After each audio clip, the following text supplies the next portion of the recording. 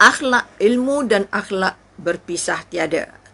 Ataupun kita kata ilmu dan akhlak, dimulakan dengan ilmu dan akhlak. Mengapa Umi pilih tajuk ini? Sebab itu kita kata ilmu merupakan sumber cahaya terbesar. Sebab itu dipesan Rasulullah, kalau kamu nak bahagia di dunia, kamu kena ada ilmu. Akhirat kena nak bahagia akhirat ada ilmu. Nak bahagia di dunia dan di akhirat perlu ada ilmu.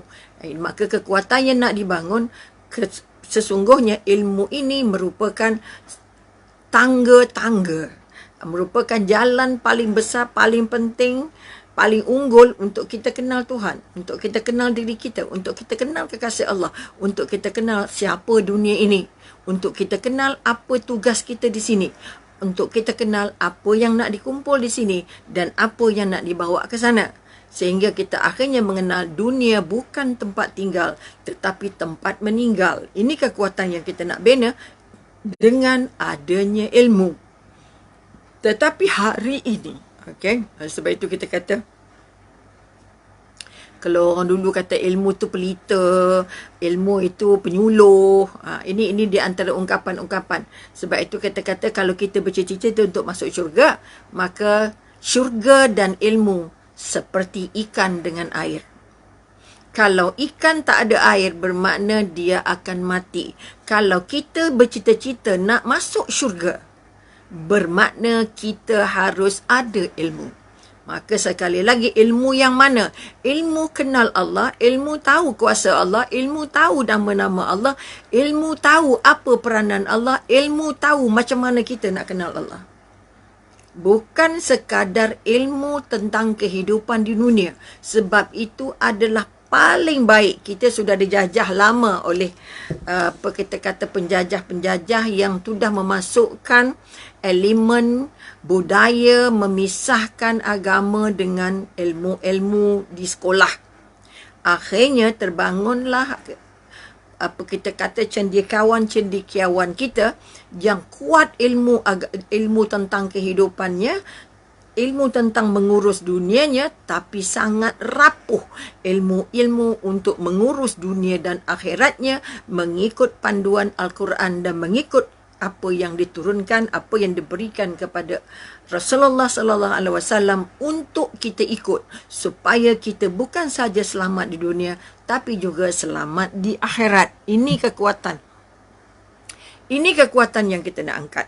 Sebab itu sekali majlis dakwah, Dewan Dakwah akan mencuba semampu mungkin menyampaikan apa yang patut untuk kita kongsikan, supaya kita nanti ada alasan. Saya cinta Allah, cinta Rasulullah, cinta agama Allah, maka saya menuntut ilmu. Hari ini pengalaman sebagai motivator, pengalaman sebagai speaker, pengalaman sebagai kaunselor, kebanyakan kita kalau pengalaman Umi dah ribuan pelajar yang kita berbual, apa sebab kamu belajar? Sangat sulit untuk dapat saya belajar kerana Allah. Sangat sulit dapat jawapan itu. Sama juga sulitnya untuk dapat jawapan kepada soalan siapa kamu. Kalau kita tanya siapa kamu, tidak sulit untuk dapat jawapan saya hamba Allah. Kalau begitu juga kalau kita tanya siapa manusia yang kamu paling sayang, maka sangat sulit untuk dapat jawapan manusia yang paling saya sayang adalah Rasulullah sallallahu alaihi wasallam. Petanda-petanda ini, petanda-petanda ini. Sebab itu kalau kita tanya anak-anak sekolah, kenapa sekolah nak bagi, kalau peringkat sekolah rendah dia kata, kenapa sekolah? Kenapa belajar? Kenapa belajar? Dia bukan kata nak cari ilmu. Kenapa belajar? Kenapa pergi sekolah? Mak nak suruh pergi sekolah.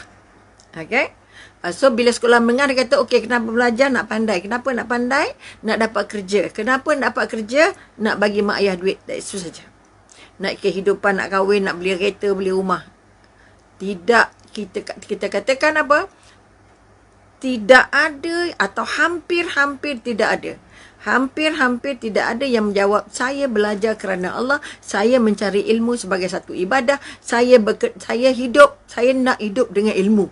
Sebab itu sekali lagi mari kita melihat balik ke dalam diri, ilmu mana yang paling besar dalam hidup kita? Apa yang kita kata ilmu? Kalau kita kata,